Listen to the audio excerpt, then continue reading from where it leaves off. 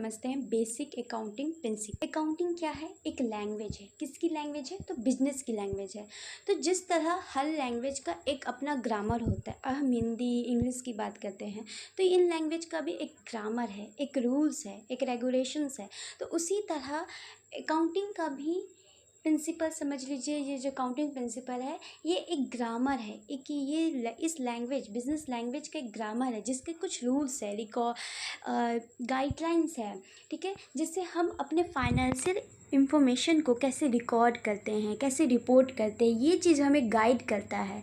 कौन गाइड करता है? तो अकाउंटिंग के प्रिंसिपल्स हमें बताते हैं, ठीक है।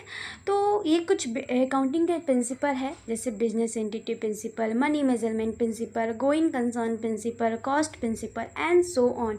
एक एक करके हम इन चीज़ों को समझते हैं कि ये क्या होते हैं, ठीक है। तो फर्स्ट ऑफ ऑल अब हम लोग बेसिक और प्रिंसिपल में सबसे पहले बिजनेस एंटिटी प्रिंसिपल को जानते हैं। ये रूल हमें बताता है कि बिजनेस और बिजनेसमैन अलग अलग हैं, ठीक है।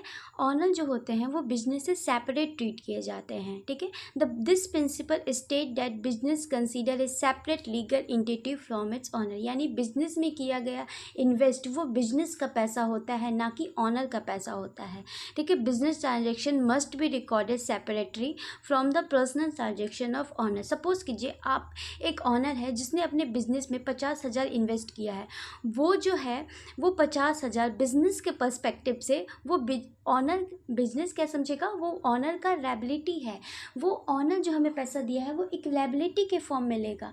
तो हम इस प्रिंसिपल से क्या समझते हैं? जो बिजनेस होता है और जो बिजनेसमैन होता है वो दोनों अलग अलग है, दोनों एक नहीं है।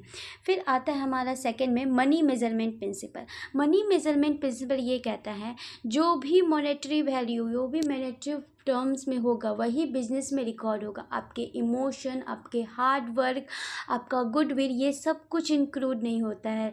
जब तक वो मॉनेटरी फॉर्म में नहीं है वो इंक्लूड नहीं होगा। जैसे मैंने लिखा है only those transaction which can be measure in monetary terms are recorded in accounting. यानी जो भी मॉनेटरी टर्म में मेजर किया जा सकता है वही मनी मेजरमेंट प्रिंसिपल के तहत हम रिकॉर्ड कर सकते हैं। अब आता है गोइंग कंसर्न प्रिंसिपल।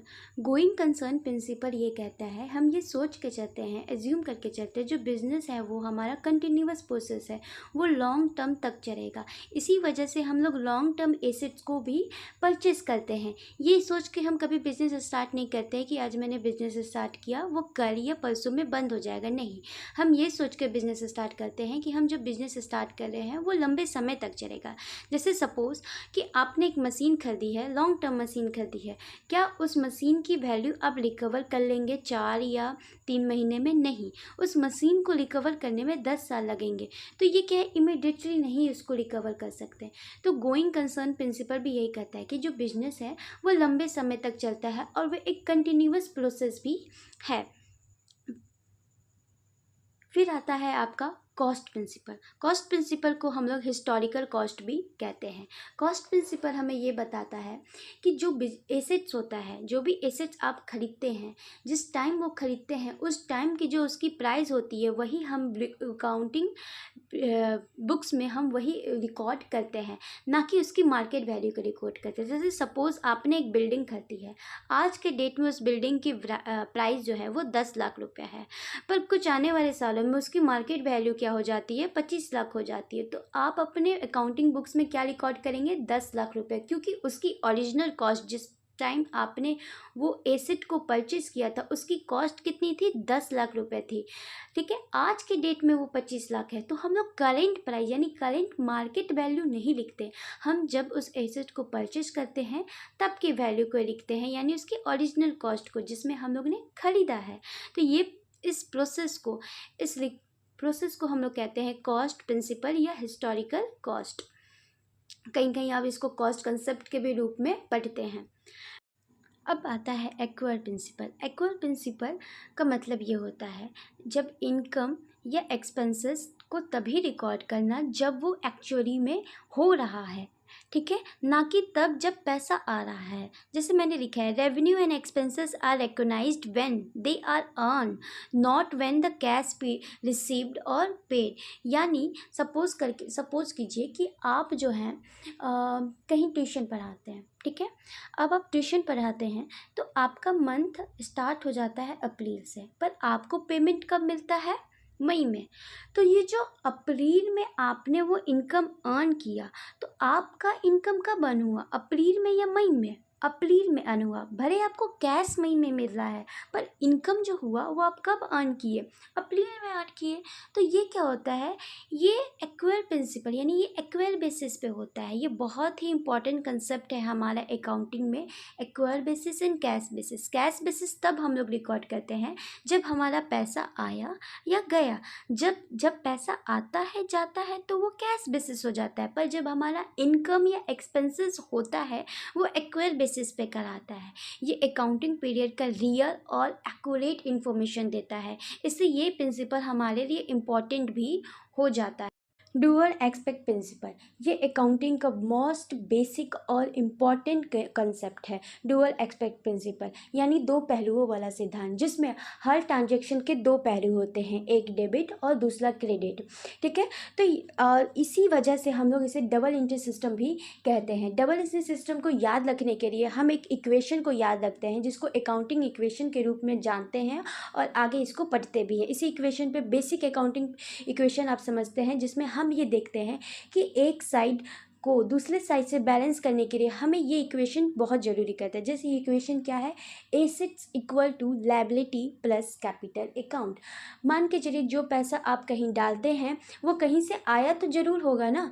जैसे आपने कोई गुड्स खरीदा या बेचा, ठीक है। अगर आप कोई गुड्स खरीदते हैं तो 1000 रुपये का आपने कोई गुड्स खरीदा, ठीक है, कोई सामान खरीदा, ठीक है। तो जब आप पैसा से कोई सामान खरीदते तो आपका क्या जाता है? पैसा चला जाता है, ठीक है। पर किसी के लिए वो क्या होता है? वो पैसा इनकम के रूप में होता है, तो वहाँ आता है। यानी 1000 रुपये आपकी तरफ से जाना और दूसरे के लिए 1000 रुपये आना, ये क्या हो गया? ये इक्वेशन दोनों, ये जो इक्वेशन है ना, ये दोनों तरफ बैलेंस हो गया। तो इसी बैलेंस को मेंटेन करना ही डुअल रिस्पेक्ट प्रिंसिपल कहलाता है, ठीक है। तो आई होप कि डुअल रिस्पेक्ट प्रिंसिपल क्या होता है, तो इसको एक बार हम लोग अच्छे डिफिनीशन से समझ लेते हैं। Every transaction has to expect in two accounts, one debit and one credit. It is the foundation of double interest system of book keeping, assets equal to liabilities plus capital account. अब हम लोग बात करते हैं matching principles की। तो matching principal क्या कहलाता है? मैचिंग प्रिंसिपल ये कहता है कि जो भी एक्सपेंसेस हुए हैं और उस एक्सपेंसेस के होने से जो भी रेवेन्यू आया है, जिस टाइम वो रेवेन्यू आया है उसी टाइम हम उस एक्सपेंसेस को अकाउंटिंग पीरियड में रिकॉर्ड करें। मतलब सिंपल टर्म में अगर हम बोले तो रेवेन्यू और उससे रिलेटेड जितने भी खर्चे हुए हैं उन्हें एक साथ रिकॉर्ड किया जाए। क्यों? क्योंकि हम जब भी प्रॉफिट को कैलकुलेट करें तो वो सही तरीके से हो, उसका एक्यूरेट एग्जैक्ट फिगर हमें पता चले। चलिए इसको एक एग्जांपल से और अच्छे से समझते हैं। मान के चलिए आपने एक कोई कोचिंग सेंटर खोला है। कोचिंग सेंटर आपने मार्च में खोला है। जब मार्च में आपने कोचिंग सेंटर खोला तो स्टूडेंट से आपने 50,000 फीस कलेक्ट किया। अब सपोज़ वो 50,000 फ़ी आपने कलेक्ट किया, पर फरवरी में आपने अपने कोचिंग सेंटर का बहुत एडवर्टीजमेंट करवाया था, 20,000 आपने एडवर्टीजमेंट में करवाया था। तो ये जो 20,000 आपने फरवरी में एडवर्टीजमेंट कराया था, उसे फरवरी में नहीं रिकॉर्ड करेंगे, उसे हम मार्च में रिकॉर्ड करेंगे। क्यों? क्योंकि वो जो 20,000 है ना, उसी 20,000 से आपको रेवेन्यू मिला था। वो रेवेन्यू कब मिला था? मार्च में आपको आया था। तो वो 20,000 और ये 50,000 हम लोग मार्च के मंथ में रिकॉर्ड करेंगे। यही जो रिकॉर्ड आप एक साथ किए हैं वो एक्सपेंसेस को रेवेन्यू के टाइम रिकॉर्ड किए, जब वो एक्सपेंसेस से रेवेन्यू आया है। इसी कंसेप्ट को हम लोग मैचिंग प्रिंसिपल्स कहते हैं। चलिए इसको डिफिनीशन में आप समझते हैं जो मैंने लिखा है इस स्लाइड पे। This principle state that expenses should be recorded in the same accounting period as the revenue they help to generate. समझ में आया वाई इट्स मैटर? क्यों ये जरूरी है? It ensure that the financial statement reflects the true profitability of a specific period. I hope कि matching principal आपको अच्छे से समझ में आ गया होगा। तो आगे बढ़ते हैं। बात करते हैं हम लोग कंसिस्टेंसी प्रिंसिपल की। कंसिस्टेंसी प्रिंसिपल क्या कह रहता है? कंसिस्टेंसी प्रिंसिपल ये कहता है जो भी आप एक मेथड यूज करते हैं अपने अकाउंटिंग में, ठीक है, वही मेथड को हमें हमेशा हर साल यूज़ करते रहना चाहिए। इससे क्या होता है कि आप कंपेयर कर सकते हैं आपके जो भी जो फाइनेंशियल स्टेटमेंट्स होते हैं ना, उसमें कंपेयर करने में आपको ईजी होता है। आप अपने परफॉर्मेंस को अलग अलग डिफरेंट पीरियड्स ऑफ टाइम में एक्यूरेटली मेज़र कर सकते हैं। अब मान के चलिए आपने कोई डेप्रिसिएशन का मेथड है आपके बिजनेस में, वो स्ट्रेट लाइन मेथड यूज किया है, आप वो हम हर साल स्ट्रेट लाइन ही मेथड यूज करेंगे। क्यों? क्योंकि लास्ट ईयर और इस साल ये में जो भी प्रॉफिट हुआ है या जो भी लॉसेस हुआ है, आप उसको सही तरीके से कंपेयर कर सकते हैं। आप बिल्कुल चेंज कर सकते हैं, पर तब तक चेंज नहीं कर सकते जब तक आपके पास कोई एक वैलिड रीज़न ना हो कि हम ये मेथड क्यों चेंज कर रहे हैं, ठीक है। तो ये होता है कंसिस्टेंसी प्रिंसिपल। तो आई होप कि कंसिस्टेंसी प्रिंसिपल आपको समझ में आ गया होगा। अब बात करते हैं फुल डिस्क्लोजर प्रिंसिपल की। फुल डिस्क्लोजर प्रिंसिपल क्या होता है? ये बहुत इंपॉर्टेंट प्रिंसिपल है, स्पेशली इन्वेस्टर और पब्लिक कंपनीज के लिए। इसमें ये प्रिंसिपल हमें कहता है जो भी इम्पॉर्टेंट इन्फॉर्मेशन है वो आपके फाइनेंशियल स्टेटमेंट में बिल्कुल शो होना चाहिए, बिल्कुल पता होना चाहिए। इससे क्या होता है, कोई भी इंफॉर्मेशन छुपी नहीं रहनी चाहिए। अगर कंपनी के पास कोई बड़ा लोन है तो वो भी पता होना चाहिए। कोई केस में, लीगल इश्यूज़ में कंपनी फंसी है या कोई अकाउंटिंग मेथड में चेंज हुआ हो, ये जो सब चीज़ें हैं ये बैलेंस शीट में अगर वो नहीं दिखा पा रहे हैं तो नोट्स टू अकाउंट में उन्हें ये शो करना पड़ेगा, ठीक है। तो ये चीज़ फुल डिस्क्लोजर प्रिंसिपल कहता है। इससे क्या होता है ना, ये प्रिंसिपल से क्या होता है ना कि आपका जो अकाउंट्स होता है, जो फाइनेंशियल स्टेटमेंट होता है, वो ट्रांसपेरेंट होता है, ठीक है। अगर कभी ऑडिट करने लोग आए आपके अकाउंटिंग को, तो वो दिखे कि पता चले अच्छा ये इस टाइम कंपनी लॉस में थी, इस टाइम इस कंपनी पे केस था, या कुछ ऐसे मेथड्स के चेंज हुई थी, अकाउंटिंग मेथड्स के चेंज हुई थी। इससे क्या होता है ना, एक सही इन्फॉर्मेशन जाता है, एक कम्युनिकेट करने में इन्वेस्टर को या ऑडिटर को, जो भी आपको बुक्स ऑफ अकाउंटिंग चेक करते हैं, उनको एक सही डायरेक्शंस मिलता है। तो ये फुल डिस्क्लोजर प्रिंसिपल कहता है। अब हम लोग अपने लास्ट बेसिक प्रिंसिपल को समझते हैं, बेसिक अकाउंटिंग प्रिंसिपल को समझते हैं। प्रिंसिपल ये हमें कहता है कि डोंट एंटिसिपेट प्रॉफिट, ठीक है।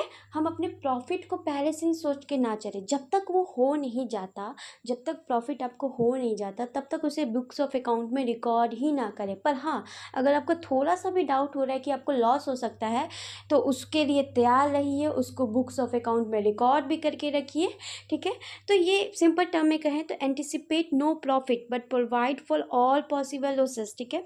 मान के चलिए आपको लगता है कि कोर्ट में कोई केस है, उस केस को हारने से आपको 50,000 का लॉस है, तो वो 50,000 का जो लॉस है ना, वो आप अपने बुक्स में दिखाइए, ठीक है, कि हमको ये 50,000 का ये लॉस है, कोर्ट में अगर हम हार गए तो मुझे 50,000 का लॉस हो जाएगा।